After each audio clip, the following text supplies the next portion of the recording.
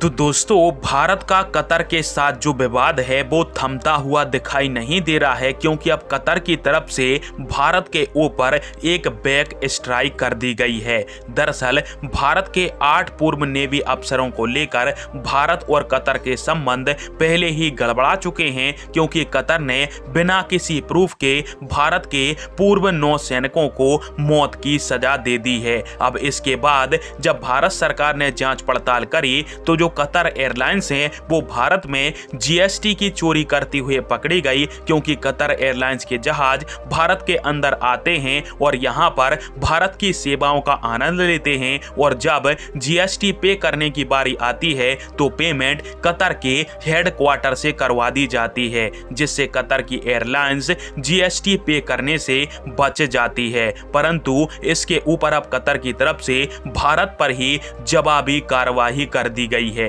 क्योंकि कतर की जो एयरलाइंस है वो भारत में जीएसटी चोरी करते हुए रंगे हाथों पकड़ी गई थी। तो इन्होंने भारत की एक कंपनी जिसका नाम है लालसंस और टर्बो, उसके ऊपर इनकम टैक्स चोरी का आरोप लगाया है, और इन्होंने उसके ऊपर 112 करोड़ और इसके अलावा 127 करोड़ के 2 जुर्माने ठोक डाले हैं। अब कतर ने एलएनटी के ऊपर 239 करोड़ का जुर्माना इसलिए लगाया है क्योंकि कतर का कहना है कि एलएनटी ने जो आय हमें बताई थी और हमने जो आय एलएनटी के कैलकुलेशन के दौरान निकाली थी उसमें फर्क है, जिसमें भारतीय कंपनी ने टैक्स की चोरी करी है। हालांकि भारतीय कंपनी ने कतर की सरकार के खिलाफ और वहां के इनकम टैक्स के खिलाफ कतर की न्यायालय में अपील दायर कर दी है, परंतु यहां पर भारत से खुन्नस निकालने के लिए कतर ऐसे कदम उठा रहा है। हालांकि आप सभी को क्या लगता है, और कतर के द्वारा इस प्रकार के कदम उठाए जाने के बाद क्या भारत सरकार को इसके ऊपर कतर पर जवाबी कार्रवाई करनी चाहिए,